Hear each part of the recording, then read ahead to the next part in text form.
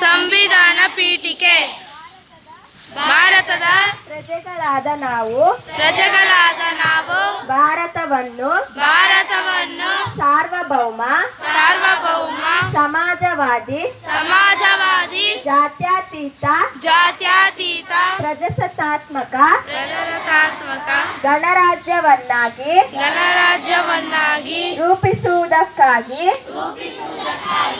ಮತ್ತು ರಾಜಕೀಯ ನ್ಯಾಯವನ್ನು ವಿಚಾರ ಅಭಿವ್ಯಕ್ತಿ ನಂಬಿಕೆ ಧರ್ಮ ಮತ್ತು ಉಪಾಸನೆಯ ಸ್ವಾತಂತ್ರ್ಯವನ್ನು ಸ್ಥಾನಮಾನ ಮತ್ತು ಅವಕಾಶಗಳ ಸಮತೆಯನ್ನು ದೊರೆಯುವಂತೆ ಮಾಡುವುದಕ್ಕಾಗಿ ವ್ಯಕ್ತಿ ಗೌರವ ದೇಶದ ಏಕತೆ ಮತ್ತು ಸಮಗ್ರತೆಗಾಗಿ ಎಲ್ಲರಲ್ಲಿ ಭ್ರಾತೃತ್ವ ಭಾವನೆಯನ್ನು ಮೂಡಿಸುವುದಕ್ಕೆ ದೃಢ ಸಂಕಲ್ಪ.